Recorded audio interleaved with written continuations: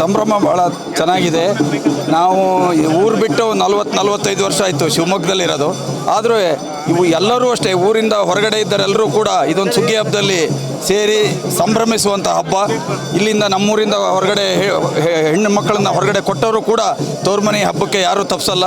ಹಾಗೆ ಇಲ್ಲಿ ನಾವು ಶಿವಮೊಗ್ಗದಲ್ಲಿರ್ಬೋದು, ಮೈಸೂರು ಇರ್ಬೋದು, ಬೆಂಗಳೂರು ಇರ್ಬೋದು, ಅಮೇರಿಕದಲ್ಲಿ ಇರ್ಬೋದು, ಎಲ್ಲರೂ ಕೂಡ ಈ ಹಬ್ಬಕ್ಕೆ ಬಂದು ಭಾಗವಹಿಸ್ತೀವಿ. ನಾವು ಒಬ್ಬರನ್ನೊಬ್ಬರು ಊರಿನವರು ಮುಖಾಮುಖಿಯಾಗಿ ಇದು ಮಾಡ್ತೀವಿ.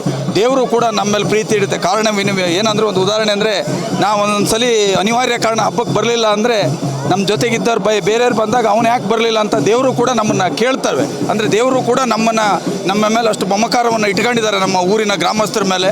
ಹಾಗಾಗಿ ಹಬ್ಬದಲ್ಲಿ ಬಂದು ಸಂಭ್ರಮಿಸೋದೇ ನಮ್ಮೆಲ್ಲರಿಗೂ ಭಾಳ ಒಂದು ಖುಷಿಯಾಗಿದೆ. ಇದರಲ್ಲಿ ನೀವು ಇವತ್ತು ಮಾಧ್ಯಮದವರು ಕೂಡ ಬಂದು ಒಂದು ಪ್ರಚಾರ ಕೊಟ್ಟು ಇದು ಮಾಡ್ತಾಯಿದ್ದೀರಿ. ಈ ದೇವರು ಕೂಡ ನಮ್ಮ ಇಡೀ ಗ್ರಾಮಕ್ಕೆ ಎಲ್ಲ ಒಳ್ಳೇದು ಕೊಡಲಿ ಅಂತ ದೇವರಲ್ಲಿ ಪ್ರಾರ್ಥನೆ ಮಾಡ್ತಾ ನನ್ನ ಮಾತನ್ನು